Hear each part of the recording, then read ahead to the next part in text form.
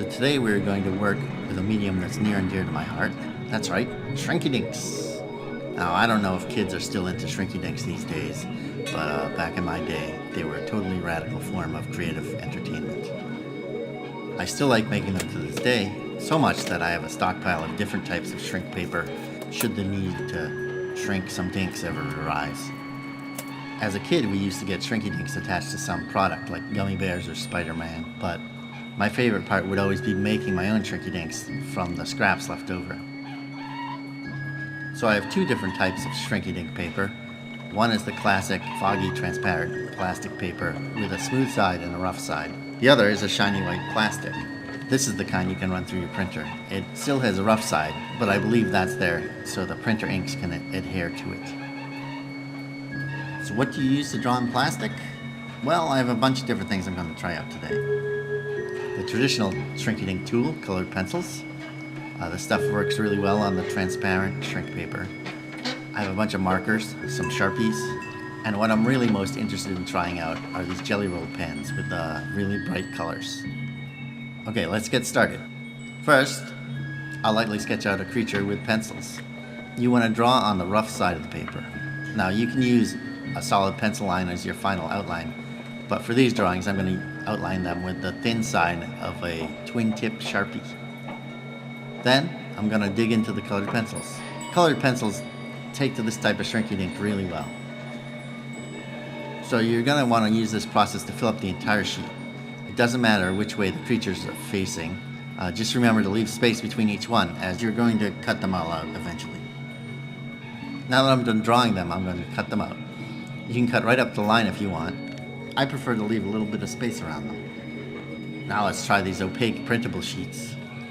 We're going to use the same method as the last sheet, but this time we're going to use mostly markers.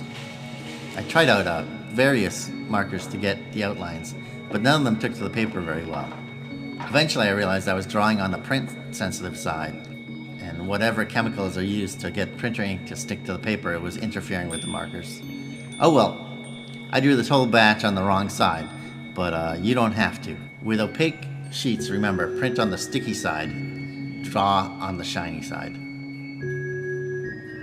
Here are both batches of Shrinky Dinks, and here's a quarter for size reference.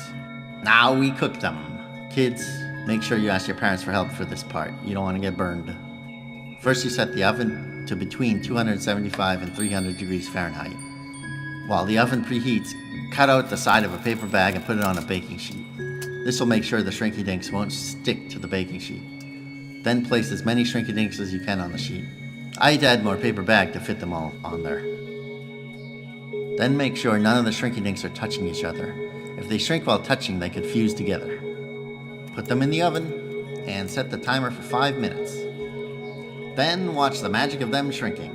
Or, in my case, unfortunately the light in my oven doesn't work anymore, so I put a flashlight in there with mixed results.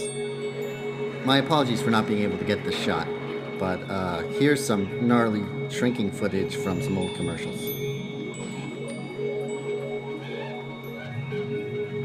After the timer goes off, remove them from the oven and let them cool off. They are now smaller. Let's take a look at the results.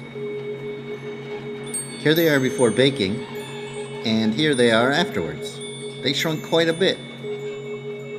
So now that we've made a bunch of Shrinky Dinks, we want to make sure these drawings don't scratch off.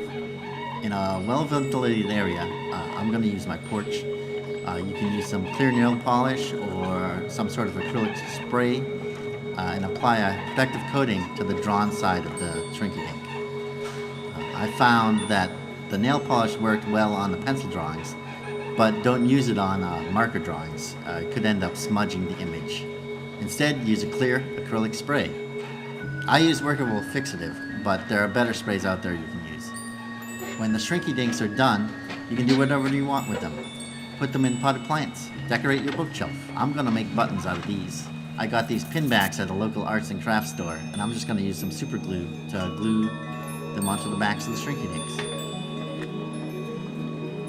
And there you have it. One-of-a-kind Shrinky Dink pins. Now that I have all these Shrinky Dinks, I gotta figure out what to do with them. Now, normally I would just give them out to friends, but I have so many. What I'm thinking of doing is mailing them out to all my Patreon supporters as a thank you gift. So, if you'd like a one-of-a-kind Shrinky Dink pin drawn by me, like the ones you see here, like exactly like the ones you see here, join my Patreon at the $2 level or more, and I will mail you one. That's it. I hope you enjoyed making Shrinky Dinks with me. Thanks for watching. Have a good day.